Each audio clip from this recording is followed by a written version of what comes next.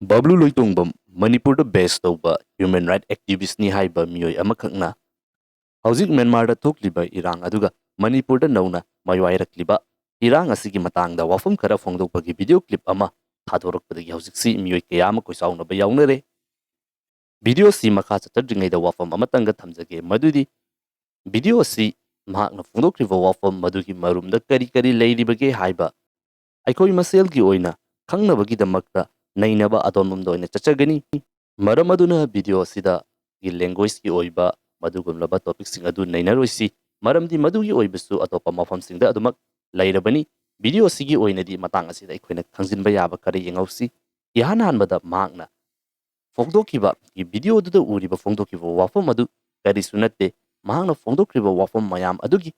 aroiba parta karigumba matik saba ad pibirakpa taragadi yamna nungaijagani haiba wafam haibadi paisagi oiba yamna chawba mateng ama pibirakpa taragadi nungaijagani haiba wafam aduni Bablu Loitongbam Manipur asidagi haukiba aduga lamdam asida base tawduna human right ki oiba human right kannabagi thabak thawong kaya amagi activism gi lamda sangsinkiba miyoi amani mahaki thabak thawram kaya ama matam kuinadagi adumak pangtoktuna lakre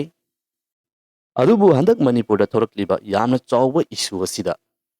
mahangna sangsinliba approach aduga lamdam asigi oina lairiba interest asigagi marakta yamna chawba khenaba ama lakpadagi nakal ani gi marakta issue kaya ama laknaduna hojiksi controversy da leiduna mahagasi problem da laklibani mahangna phongdokhiba speech aduda kagi lamdam Manipur asina ge Myanmar romdagi changsilakpa miyoising asibu tathi tawoina tawbiba masina maram oiduna aikogi irang aside hena chawkhatnabagi maram ama ohenmani aduga himthangnadiba Mizoram haidiba state asina ningti jana loksin biraga ningti jana thambi aduga Manipur haidiba lamdam asina thambi de haiba wafam sing asi gi phongdogli masigumlaba mahaki statement sing gi miyam gi yanadaba ko state asigi miyam gi interest gi wangbada leiba wafam sing asi phongdokpasi handaki asina ahan banate gi hauzik thokliba landform asi thokringai gi sahi kharagi mamangda gi discussion hour amakaktasu mahaksi ujaki haidiba discussion hour adu hauzik su ko YouTube ta adumak phanglamgani impact TV gi da oiba mali maduda hauzik kokomi gi spokesperson oiriba IPSAGINA working president oiriba athauba khuraijam makoi anigi marakti yamna kana argument tawna kibani matang aduda Bablu Loitongbam gi maikei dagi Manipur da changsilakliba kogi Myanmar dagi lakliba refugees sing asigi damakta mangna phongdoba wafam amakakta kogi Kabo Valley asi matam amada Manipur gi lam ama oiramlibani maram aduna Kabo Valley dagi lakliba miyoi sing asi aikogi isinina oifam toi maram aduna loksinba kari kaibage haiba argument adu fawba yauna tawba ngamkiba miyoi amakakni madugi matung taba ngasi fawba asi mahak asi lamdam asigi leiriba miyamsing asigi against the wa kaya ama nganglakpadagi miyoi kaya ama khoisawnaduna kugi controversy kaya ama thorakre ngasi fawba da mahaki matangda mangna thamliba statement asi karino haiduna adumak observe tawduna lai thoidokpa response ama fawba ngasi fawba piba leite adubu handak mahaki viral oirakliba video asida phongdokiba wafamsing adugi manungda interesting oiba point khara yaurukpadagi video asida madugi matangda phongdokchagi haina tawjabani hairiba wafamsing asi geopolitics amasu international gi oina leiriba relation asigi point of view dagini ihanan mada mana phongdokiba wafam aduda mahak asi hauzik Manipur dagi tantok piraktuna exile oina Delhi da leire haiba gi lamdam asigi oina leiriba system amasung lenga kudingmak asida yamna soundingba yaningdaba wafam ama phongdokpa se kun yamna clearly oina ui madugi matungda kogi Myanmar romdagi changsilakliba miyoising asi ningthijana loksin bide Manipur state asidadi adubu Mizoram dadi loksinli haiba wafam asini Myanmar dagi changsilakliba miyoising asi kogi humanitarian ground da mahak asi human right activist ama oibanina madugi line da loksin binabagi wafam amada thammi adubu madugi losilakpada magna yamna maru oiba wafam amakak thammi madudi Myanmar da hauzik democracy kini haiduna lanthengna leiriba miyoising asibu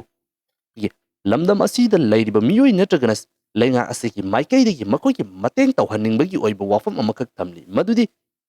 pro democracy oina Myanmar da lanthengnariba asiga gi lamdam asigi leiriba miyoising asiga afaba relation ama establish tawhaningbagi wafam amakak phongdokli hauzik Myanmar hairiba country asida chahi kyadagi chauba lanfam ama oiduna lakliba asida gi nakal amagi maikaidagi amasi mapung fana namthaduna mapung fana loksinba haibedu oidri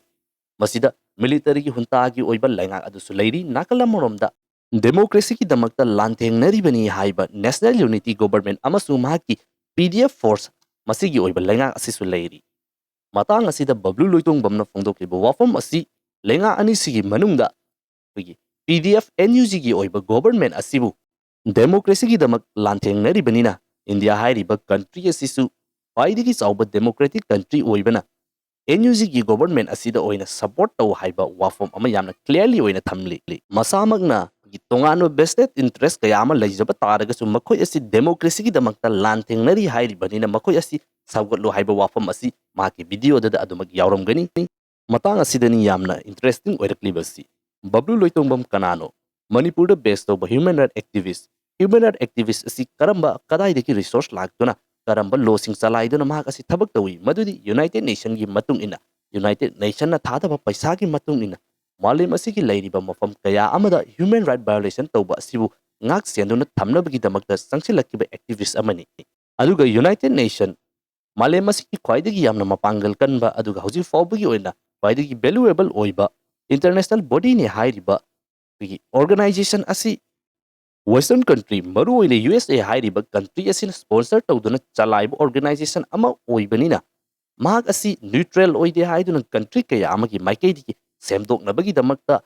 yaningdaba wafam kaya ama phongdoktuna hojik lairibani nakal amaromda Myanmar amasung Bangladesh hairiba mafamsing asida hojik asi US ki oiba military base ama sagatnaba China amasung India hairiba country ni si counter tawnabagi damakta US ki maikaidagi ngamjabi thakta hotnaribani Myanmar da thokliba irang asida National Unity Government amasung makoi ki force PDF hairiba asi US na direct sponsor tawduna democracy ki oiba langak ama lakhangadawribani haidun hojik asi phongna leptuna leiribani US Army kaya ama laktuna Myanmar hairiba mafam asida PDF lanmisingda kolai piba amasung training piba ki oiba video footage kaya amasu aikona adumak uvu fangkrabaduni matang asida malem asida leiriba western country nataba atopa country sing aduga third world country singi maikaidagi USA na democracy gi damakta world asigi protector ni haiduna sangsiliba asi mamingtagini democracy haiba mingthon asi thonjinduna USA gi oiba interest asi secure tawnabagi damakta hotnabani World War II loiduna ngasi fawbagi oina lakliba journey asida US lengaki maikaidagi makoina pamba interest adugi mayokta lei haiduna democratically elect tawba lenga kaya ama into duna anauba lenga kaya ama seman kibagi thokdok kaya ama puthokna duna accuse tawduna leiribani matang asida Myanmar amasung Manipur da thokliba irang asida Bablu Loitongbam gi maikaidagi sangsilakliba human right ki oiba khongjang asi tasengnamak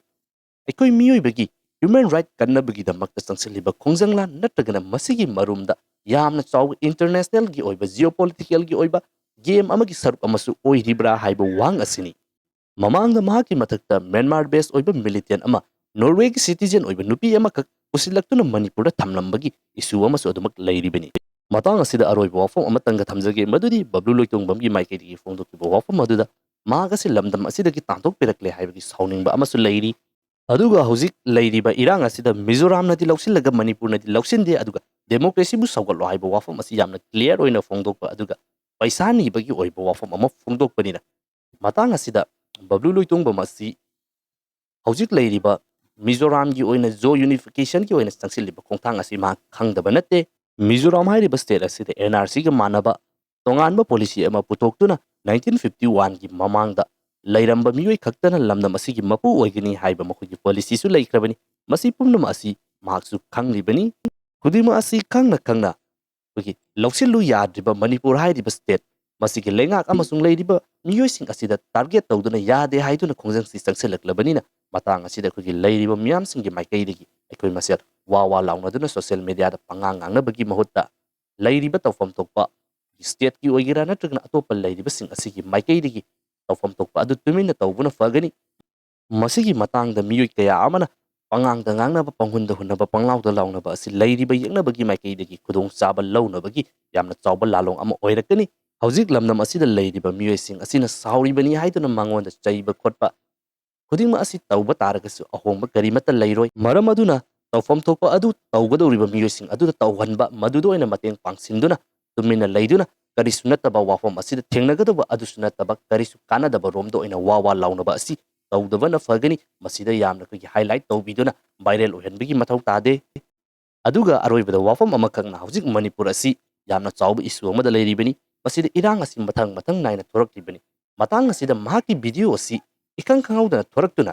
ꯂꯩꯕꯥꯛ ꯑꯁꯤꯗ ꯏꯁꯨ ꯑꯣꯏꯔꯛꯄꯒꯤ ꯃꯑꯣꯡ ꯑꯃꯗ ꯂꯥꯛꯂꯤꯕ ꯑꯁꯤꯁꯨ ꯆꯤꯡꯅꯅꯤꯡꯉꯥꯏ ꯑꯣꯏꯕ ꯋꯥꯐꯝ ꯑꯃꯅꯤ ꯍꯥꯏꯕꯁꯤ ꯑꯗꯣꯝꯅ ꯈꯪꯕꯤꯌꯨ